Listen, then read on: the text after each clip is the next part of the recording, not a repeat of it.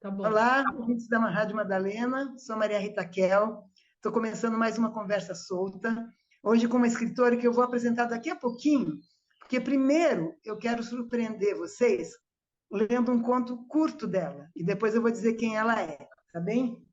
Esse conto é o primeiro, não é bem um conto, é o primeiro capítulo do primeiro livro dela, que se chama As Mulheres de Tijucopá.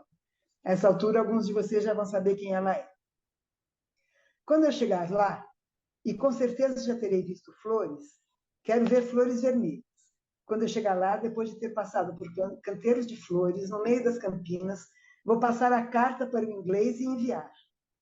Eu quero que o que eu fale se pareça com o inglês, outra língua que eu sei falar, uma língua estrangeira. Dizer goodbye, mother, goodbye, father, goodbye, you. Serve-me tão mais, ao invés de adeus, mãe, pai, vocês. Ainda não vi flores. Quero ver flores. No meu caminho, há babaçus e mocambos. Ontem me lembrei que mamãe nasceu em Tijucupapo. Se houver uma guerra, a culpa é dela. Foi em Tijucupapo que minha mãe nasceu, embora tudo se esconda de mim. Mas sendo que sei sobre o que ela me contou em acesso de um desespero triste, e sobre o que sei, sou, e que é dela, e que escutei no bucho dela, e que está traçado na testa dela e no destino nosso, meu e dela. Me vem barro na boca, gosto vermelho, cuspo farinha, os dentes rangem.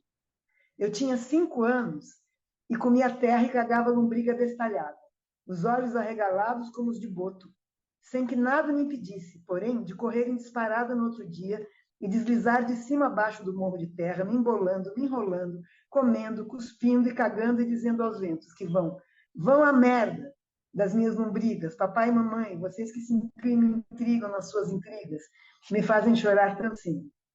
Vão ao meu... Desculpe. Vão aos meus oxiúros, às minhas tardes. E eu fazia pó de terra e despejar a cabeça. Eu saía de lá, fim de tarde, cinzenta como um calunga, perdão, de caminhão, satisfeita, alimentada, e sabendo que se papai me pegasse, era uma pisa. Uma pisa, vocês sabem que é uma surra, não é? Papai quase sempre me pegava. Apanhei muito já. Só sei que minha mãe nasceu em Tijucupá, lugar de lama escura. O resto, mistério, nem ela sabe. Só eu que sei. Vou ver se a carta em inglês. Em inglês sairia mais fácil. Há lugares e nomes mais sonoros de casas e gentes em inglês. Coisa de filme em cinema. Não sei direito porque vou aqui, caminho afora. Parece que fiz comparações e não serviram. Quero ver flores.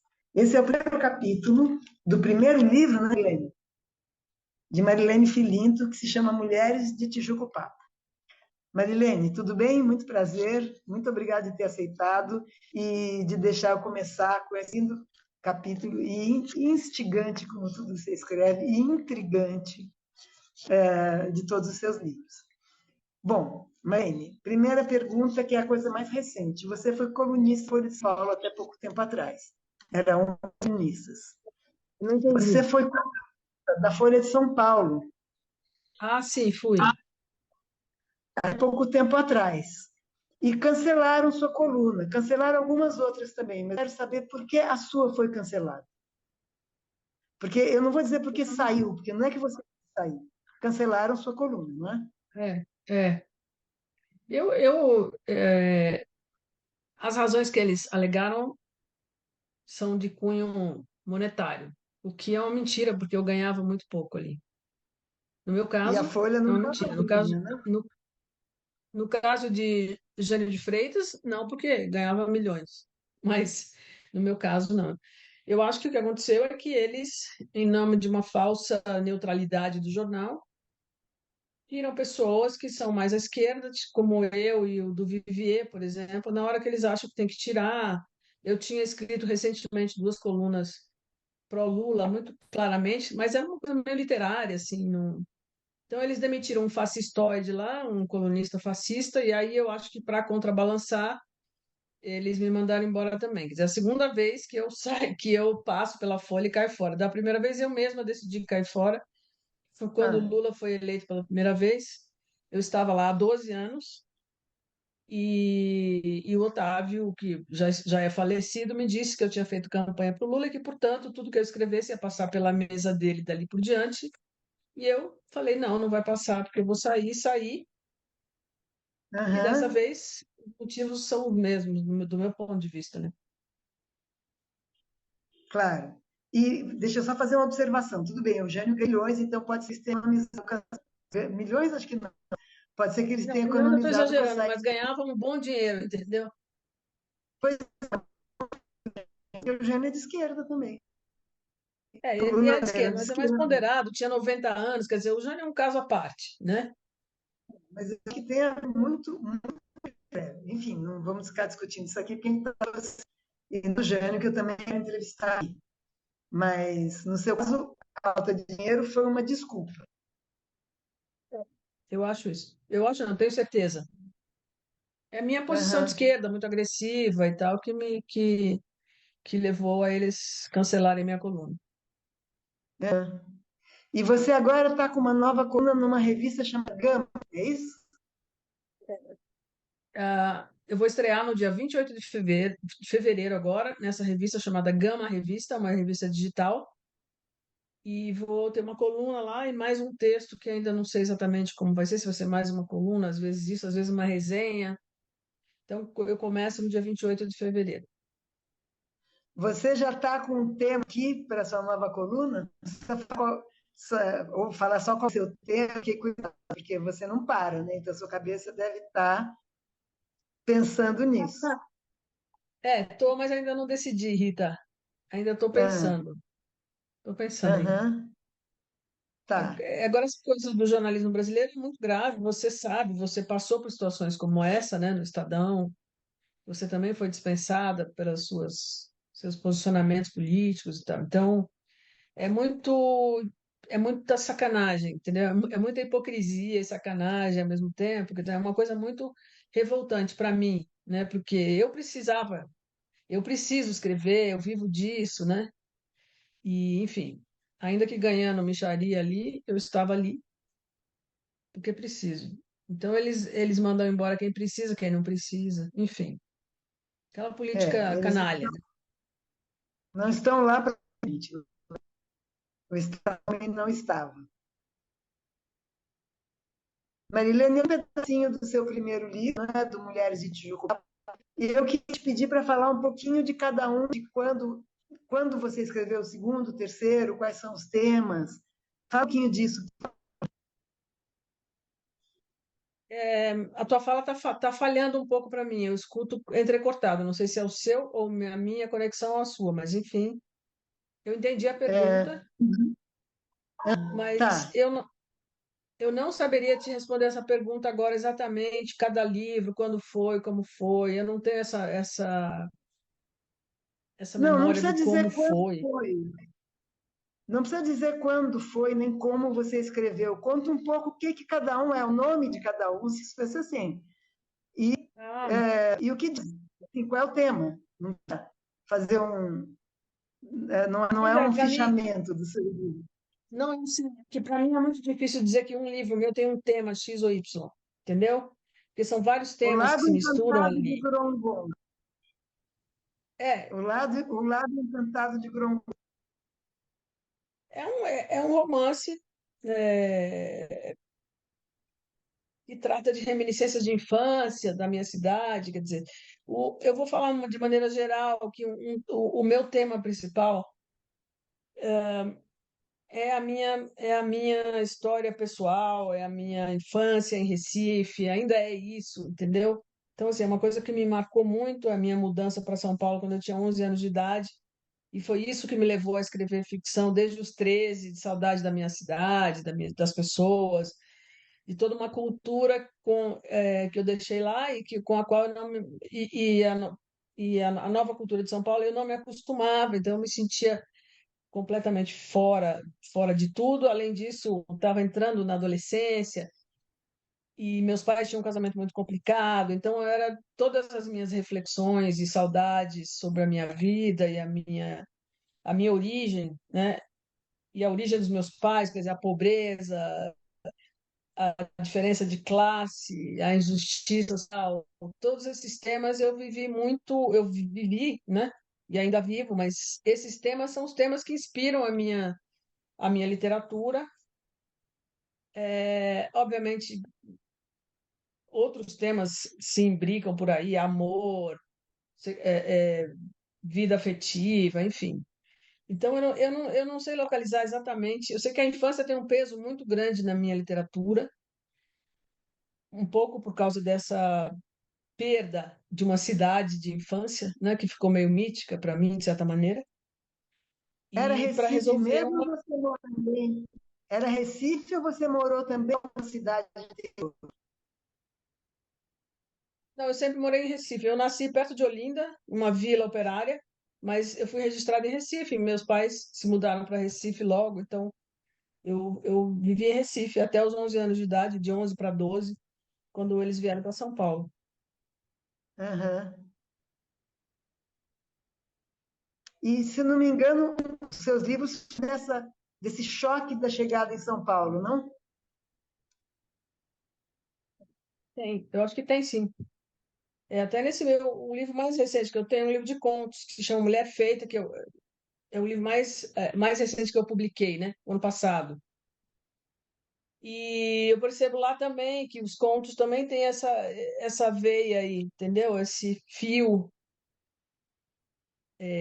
de memória e de ligação com as origens.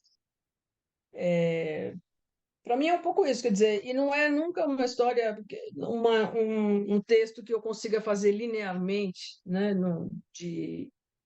É muito uma tessitura mesmo de escrita, sei lá, é assim que as coisas fazem. E eu escrevo muito tomando notas, tomando notas, até que a coisa ganhe um corpo e eu vá, de fato, fazer uma narrativa, proceder a uma narrativa. Entende? Então, é uma coisa muito fragmentada. E quando eu vou falar sobre o que é que esse livro trata do quê? Não sei. Entendeu? De tão Não, não sei fragmentado que se foi o trata de... processo, Né? eu não Talvez ouvi o você quê? tenha feito uma pergunta. O trata do quê? Talvez seja uma pergunta muito genérica. Mas se você quiser contar alguma coisa que você achar importante num livro seu, assim, para leitores que não te conhecem, entendeu? Nós estamos aqui, evidentemente, nas entrevistas para leitores que te leem, vão ser atraídos pela entrevista porque já te leram, mas também leitores que acompanham o Conversa Solta e que nunca te leram. Então, se você quiser Hum. contar alguns, não precisa ser um episódio inteiro, mas alguns temas, os que são constantes, alguns que você que tem num livro específico, alguma específica que te aconteceu, quer dizer, perdão. Cara, eu não sei fazer isso, Rita, desculpa. Eu não sei fazer isso. Ah, Eu preferia não fazer desse modo, entendeu? Eu não consigo tratar da minha própria escrita dessa maneira, entendeu? então, o que você preferia Posso dizer fazer? alguns títulos. Oi? Ah, fala, fala. Posso dizer alguns títulos, quer dizer, tem o Mulheres de Supá, foi meu segundo livro, depois que é um romance, o segundo romance, que está esgotado, aliás, O Lago Encantado de Grongonzo, daí veio um livro de contos chamado Postcard, que depois alguns dos contos foram reeditados numa coletânea chamada Contos Reunidos. Depois tem Obsceno Abandono, que é uma novela, e devo estar esquecendo alguns aí. E tem esse meu último livro, que é Mulher Feita, e contos, né, também. E eu estou agora fazendo um outro romance, que eu espero terminar até o fim do ano, e é isso. Então, você não vai falar de nenhum dos seus, alguma coisa dos contos, ou Contos? só algum conto. Sim, nós estamos conversando sobre sua obra. Não, eu sei, mas é que eu não, de fato, eu não sabia que seria essa ótica, entendeu? Porque eu não gosto de falar do que eu escrevo. Eu acho que escrever já é o Então, suficiente para mim. sim, mas Então, eu assim, eu posso percebo. até responder perguntas sobre, mas não eu falar sobre o que é, como é, resumir um conto meu, eu não consigo fazer, entendeu? Tá, Não tá. me sinto, eu não Então, me sinto bem fazendo, sei lá. hum, tá, então não tem muito mais o que te perguntar, porque a minha pergunta é baseada na sua literatura, não é? Claro que eu não fui reler toda a sua literatura porque há perguntas específicas. Você podia falar de pontos específicos, alguma coisa que você gostou num livro tal, enfim, mas se você acha possível, com uma entrevista mais curta hoje, e as pessoas vão atrás disso, certamente. Quando eu escrevo um livro, ele para mim está escrito e eu nem gosto, nem, em geral eu não gosto quando termino de escrever. Aí passa um tempo, daí eu vou rever com outros olhos, aí eu gosto de algumas coisas, outras não, mas eu sou muito crítica em relação ao que eu escrevo, entendeu? Então eu não tenho essa abertura nem essa facilidade que eu vejo pessoas terem de falar da sua própria literatura, entendeu? E isso não é nenhuma frescura, não, é uma dificuldade mesmo, sabe? Não de E então, frescura. Ele estava pedindo que você analisasse sua literatura. Se você pudesse falar tal ponto sobre tal coisa, tem um tema assim, para os leitores que não te conhecem. Mas se isso te constrange, não tem problema. A não é gente nem fica com uma porque, entrevista. não é nem que é constrangedor, é que eu de fato não consigo fazer. Eu não sei o que dizer sobre que conto, não sei. Esse, por exemplo, posso falar do título desse Mulher Feita, que é um dos contos do livro, que é uma mulher que se olha ao espelho um dia e acha estranho ter peitos. Acha estranho que uma pessoa tenha peitos. Então ela fica numa reflexão ali diante do espelho sobre essa diferença, né? Porque, sei lá, sobre ter que carregar no seu corpo peitos, que parece uma coisa estranhíssima para ela no momento, num flagrante assim. Então esse conto são reflexões sobre isso, quer dizer, sobre a diferença entre homem e mulher, de certa maneira, entre o corpo, né? E os destinos, quer dizer, de homem e mulher, os destinos. É isso, não sei se responde ao que você perguntou, por exemplo. Aí tem um Sim, outro te conto que se dá chama Hiperteto. Oi? hiper, Um o outro outro conto que chama conto. Hipertexto a lápis, que é uma contradição, porque um hipertexto é um texto de internet, né? É um mecanismo de tecnologia da informação. Um hipertexto é uma coisa que se relaciona com a tela, com o computador, e o lápis é a coisa mais antiga da escrita, quer dizer. Então, é uma menina numa aula de desenho, melhor, o conto mistura duas perspectivas, que é de uma jovem já mais velha, já crescida, lembrando da sua professora de desenho na escola, então ela tenta desenhar a professora de desenho, mas ao mesmo tempo o que vem é a lembrança dela numa aula dessa professora de desenho e tudo que a professora ensinou sobre beleza, e a menina se acha muito feia. Então é esse choque de visões ali, e esse conto, por exemplo, é isso. E, sei lá, por exemplo, Talvez tenha um pouco a ver com o seu jeito de estar no mundo também, o jeito dessa autora, que tem uma coisa assim.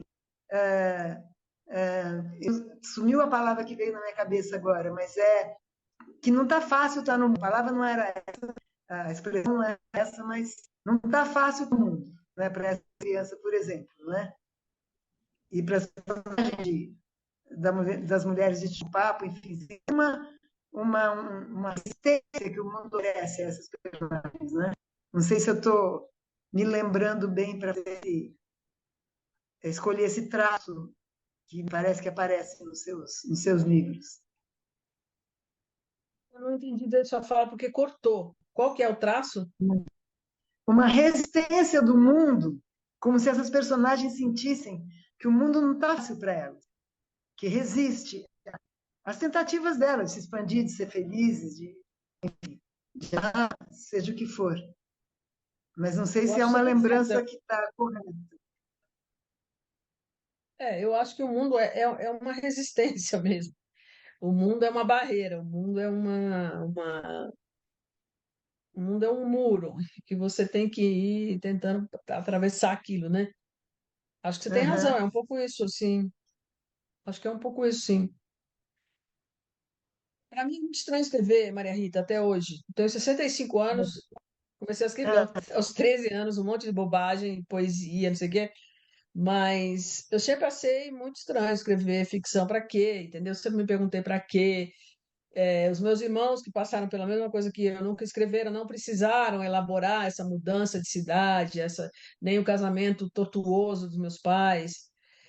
Não precisaram de uma outra, né, dessa terceira ferramenta para elaborar isso. Então, para mim, e eu era olhada com estranheza na família, entendeu?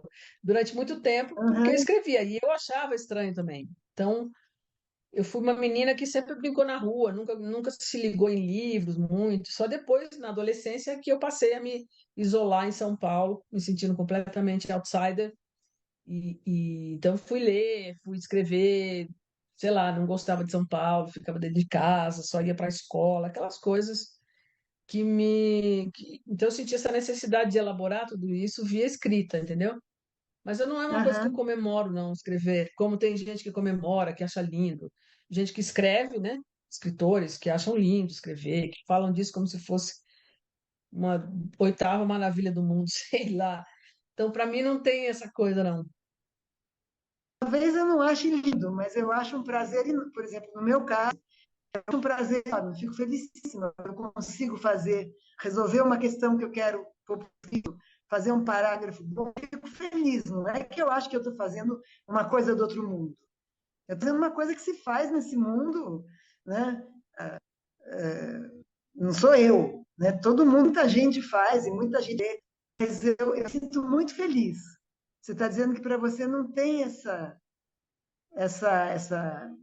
sei lá, esse contentamento, digamos assim, quando acaba o No livro, quando momento acaba um capítulo. tem exatamente no momento que eu acabo. É como se eu tivesse jogado um jogo e tivesse ganhado aquela partida, entendeu? Mas é só no momento em que eu acabo. Depois já não tem esse prazer todo, não. Eu gosto muito. é, eu não sei se tem um texto do Freud que eu acho maravilhoso, já que você é psicanalista, que chama o escritor que é criativo e o devaneio. Não sei se você conhece, que ele faz uma análise de um romance chamado Gradiva, de um autor chamado Jansen. E eu me identifico muito com Sim. esse texto, até já escrevi sobre isso, porque ele diz que os escritores criativos repetem na vida adulta o que as crianças fazem com o brincar, né? Então, para mim, em Recife, para fugir de uma situação muito difícil de pobreza, de violência familiar, etc., eu brincava muito. Era importantíssimo para mim brincar, eu lembro disso. Era uma atividade fundamental para eu. Então, eu acordava às vezes 5 da manhã, minha mãe dizia isso para mim, para poder brincar antes da escola. Então, eu pedia para ela me acordar às 5 da manhã, para eu poder brincar antes de ir para a escola, quer dizer, tamanha a importância que isso tinha para mim. Então, Aham. eu relaciono um pouco com essa ideia do Freud, essa história entendeu? É como se escrever também tivesse esse lado de brincadeira que é lúdico, né? Que é prazeroso. Quando você está fazendo, é muito difícil, é muito sofrido também, mas no final é um prazer quase infantil na hora que você termina e ganhou aquela partida, entendeu? Do jogo. Eu entendo perfeitamente, embora quando num livro que eu estou escrevendo consigo fazer um parágrafo bom sobre um tema, ou pegar um momento que está espinhoso e torná-lo claro, eu fico muito feliz naquele momento. Assim, dá uma sensação de uau, né? É muito boa a sensação. Sim. Agora, eu estou lembrando de um texto, é engraçado, um texto, eu não lembro qual é o conto, mas eu lembro da situação, e daí talvez você possa falar o nome desse conto para os ouvintes que não conhecem. É uma pessoa que, com o pé na frente, foi abandonada, não lembro nem se é homem ou mulher, foi abandonada e vai andando pela rua e ouve as pessoas falando e parece que as pessoas estão falando sânscrito. O Não quê? entende nada que as pessoas falam. Parece que as pessoas estão falando sânscrito ou egípcio. Ah, Ela não não, entende sim. nada. E aí ela diz o seguinte, essa frase que eu fiquei, porque alguém diz para você, de você, não quer mais, é como se estivesse falando numa língua estrangeira. É mais ou menos assim a frase que você usa, não é?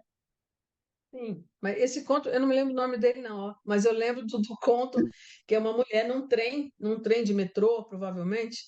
Então tem muito Ah, ruído e as pessoas estão falando em volta dela e ela escuta como se fosse uma língua estrangeira, porque o ruído atrapalha e atrapalha e aí ela escuta a sua própria essa língua mulher é boa pra como se mim. fosse uma língua Essa, estrangeira. Então, e ela reproduz a fala entremeada do som do trem como uma outra língua, entendeu? Ela grafa isso ali no conto como se fosse uma outra língua, porque, de fato, mas era a língua dela, escutada, entremeada pelo som do trem, parece outra língua. E, de fato, tem essa frase que eu acho que é lá mesmo. Não me lembro exatamente, mas eu acho que é nesse conto. sim, para mim tem certeza. E ela então teria levado um pé na bunda, que alguém disseram que não lhe queria mais. E aí ela diz quando e ela ouve como se estivesse ouvindo russo, sânscrito, e depois ela conclui com essa frase direitinho.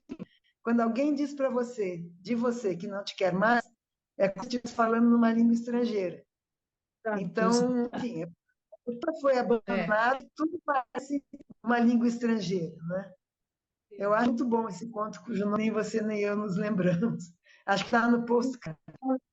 A coletânea é Postcard, que está esgotada, mas eu não sei se ele foi Eu acho que ele não está no Novos Contos Reunidos, entendeu? Eu acho que não está.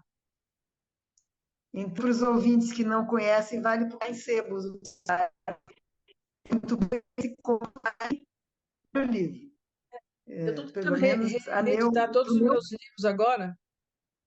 Eu Ah, estou tentando reeditar os livros por uma editora, de fato, que em 2019 eu fui convidada para a Flip, como estavam todos esgotados. Eu mesmo fiz edições curtas deles, pequenas, aham. edições pequenas, mas agora eu estou com um projeto de que uma editora republique todos, entendeu? Editora já tem? Já está uma? Está olhando para algum editor? Não, eu estou em conversação ainda não definiu. Aham. Caiu a conexão. Ai, que chatice. A tua conexão caiu para mim. Eu sei. Oh, Voltou. Está ouvindo? oh. Eu não estou te ouvindo, Rita. Não estou te ouvindo. Para mim, não, eu não escuto você. Eu não estou ouvindo. Vamos fazer. Agora voltou. Você está me Falar ouvindo? aqui. Ah, tô, tô. Eu não estava te ouvindo porque caiu a conexão sua para mim. Aham, entendi, mas eu estou te ouvindo. Você perguntou alguma coisa? E agora não que cai a conexão e se atrapalha. Não, o que eu vou te pedir, a gente está meio fim de tempo também, mais ou menos um padrão, para não ficar. Eu vou te pedir que fale alguma coisa, uma coisa comentando algum livro seu. O que você quiser, o que você lembrar. Não entendi. Falar o quê? Algum livro seu. Falar sobre algum livro mesmo? Yes. Não, como eu te disse, eu prefiro não falar dos meus livros. Eu Tá prefiro bem. não falar dos meus livros, sei lá, sei. Ok. Tá bem. Prefiro falar Obrigada pela dos entrevista. escritores. Tá, tá. Obrigada a você Não, você pelo quer falar convite e outra coisa? desculpa, mas eu tenho essa trava para falar dos meus livros, do que eu escrevo, eu tenho essa trava. Mas você ia dizer que prefere falar de escritores. Não, eu ia falar dos escritores que eu gosto, que eu estou relendo, que são os que eu sempre releio, sei lá, prefiro falar Tá deles do valendo. que de mim. Fala, fala. Oi? Fala. Ah, não, eu ia só dizer que eu estou relendo, por exemplo, José Lins do Rego, que é um escritor que eu gosto muito, que nem é essa estrela, mas enfim, eu gosto muito dele, tem muito a ver com o Nordeste, que eu gosto muito. Graciliano Ramos, que eu sempre leio e releio. Guimarães Rosa, que eu sempre leio e releio. Clarice, que eu sempre leio e releio. Sei lá, E os poetas que eu gosto, Manuel Bandeira, João Cabral, Drummond. Essas são as minhas leituras brasileiras, né, de literatura brasileira, poesia brasileira, que eu mais leio, entendeu? Eu também gosto muito do Lima Barreto, adoro. Também leio, releio.